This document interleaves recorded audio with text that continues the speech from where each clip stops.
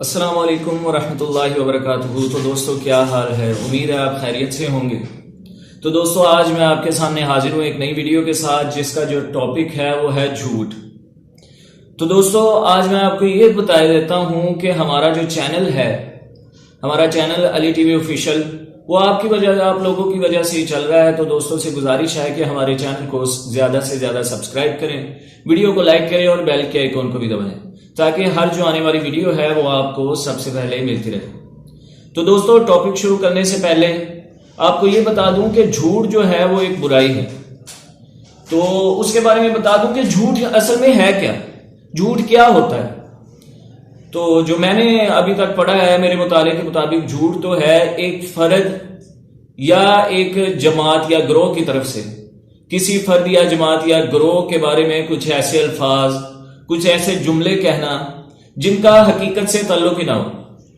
کسی کے بارے میں کوئی ایسی بات کہہ دینا جس کا حقیقت سے کوئی تعلق نہ ہو، اس کی اچھائی کے لیے یا اپنی اچھائی کے لیے، یا اس کی برائی کے لیے یا اپنی بڑائی کے لیے۔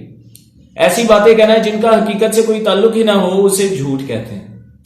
تو دوستو ہمارے معاشرے میں جھوٹ بولنے والوں کو برا سمجھا جاتا ہے۔ یہ بھی آپ کو پتا ہے کہ جو بندہ جھوٹ بولتا ہے، ہمارا ہی اس سے ملنے کو دل نہیں کرتا۔ تو جو جھوٹ ہے اس کے بارے میں قوانین بھی بنے ہوئے ہیں۔ اکثریت ممالک کی ایسی ہے کہ جھوٹ بولنے والے کو سزا بھی دی جاتی ہے۔ تو دوستو آج میں آپ کو یہ بھی بتا دوں کہ یہ بھی آپ کا شک دور کر دیتا ہوں کہ سب سے پہلا جھوٹ کس نے بولا تھا۔ یہ جب سوال کئی لوگوں کے پاس کیا جاتا ہے کہ سب سے پہلا جھوٹ کس نے بولا تھا، اکثریت جو ہے وہ تو خاموش ہی ہوتی ہے۔ تو جو کئی لوگوں کا نقطہ ہے وہ بھی میں آپ کے سامنے رکھ دیتا ہوں۔ جب حضرت آدم علیہ السلام جنت میں موجود تھے تو اللہ پاک نے انہیں جنت میں رکھا ہوا تھا، تو اللہ پاک نے انہیں کہا تھا کہ ایک درخت کے پاس نہیں جانا، باقی آپ جنت کی ہر جو نعمت ہے اسے استعمال کر سکتے ہیں، آپ جنت میں ہمیشہ رہ سکتے ہیں۔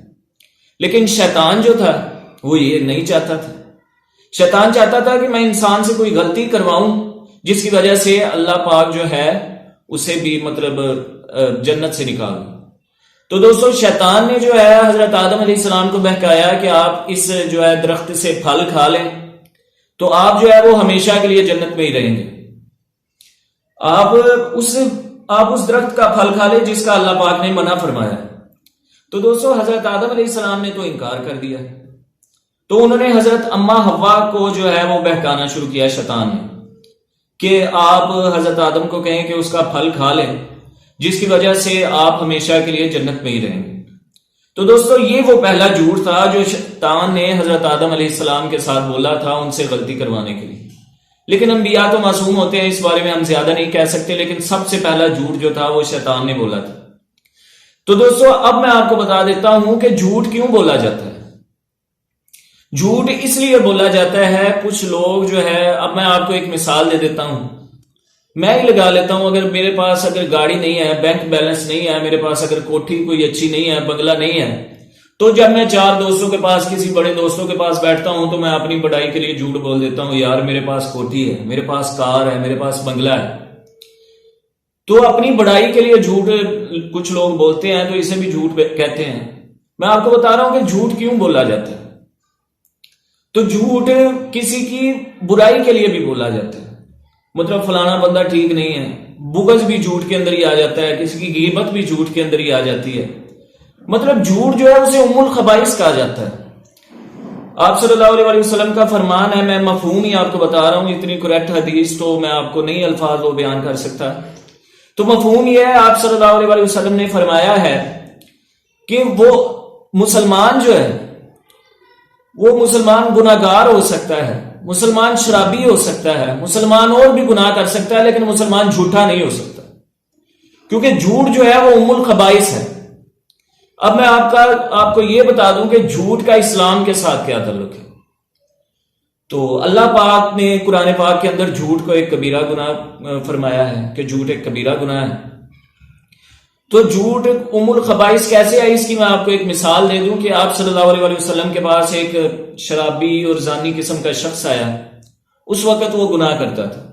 تو وہ آپ صلی اللہ علیہ وسلم کے پاس جیسے ہی آیا، اس نے آپ صلی اللہ علیہ وسلم کو فرمایا کہ حضور مجھے ہدایت فرمائیں کسی ایک گناہ کی مجھے ہدایت فرمائے جس کی وجہ سے جو ہے میں آپ کو صبح وہ بتا سکوں کہ میں یہ گناہ نہیں کر سکتا. یہ میں آپ کو مفہوم بتا رہا.